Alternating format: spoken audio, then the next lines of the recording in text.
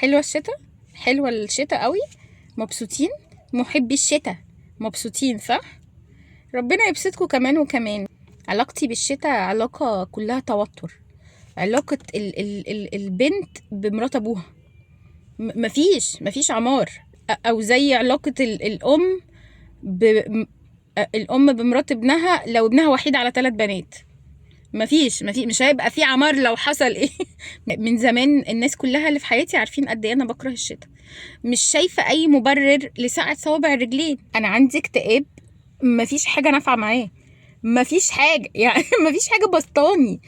السقعه بتدخلني في مود بشع. وعلى فكره يا جماعه انا عايزه افاجئكم واقول لكم السنه 4 فصول، مش معنى ان الانسان ما بيحبش الشتاء انه بيحب الحر والتلزيق.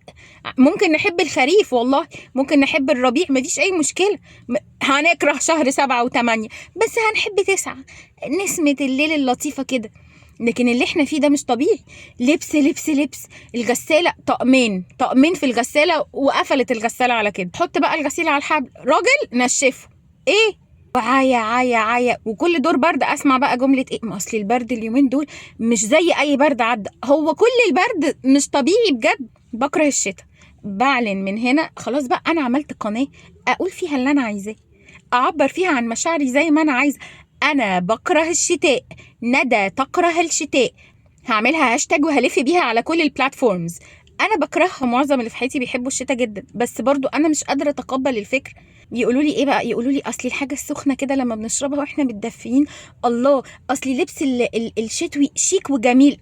عبس بقى، بنهبد عادي. ممكن نلبس شيك في اي سيزن، على فكره ممكن نسقع التكييف جدا في الصيف ونشرب حاجه سخنه، بس يكون اوبشن ان الدنيا الجو بالتكييف حلو ومن غير التكييف تمام. لكن اللي احنا فيه ده لا ارادي. بفكر بقى في اللي عايشين في كندا وروسيا والحتت دي، ازاي كده، ازاي الناس دي عايشه ازاي؟ الله يعينهم ويقويهم. اكيد في ادابتيشن وبيتكيفوا مع الظروف، بس انا بحمد ربنا على بلادنا. ده غير بقى لو فكرنا بشكل انساني، الشتاء قاسيه جدا على الغلابه عكس الصيف. الصيف كمان لما بيكون الحراره شديده قوي الدنيا بتبقى قاسيه قوي، بس شويه ميه على الوش والله هيطروا الدنيا، والله يخلوا الحياه حلوه. بس اللي احنا فيه ده حرام، كفايه برد بقى، كفايه برد والنبي.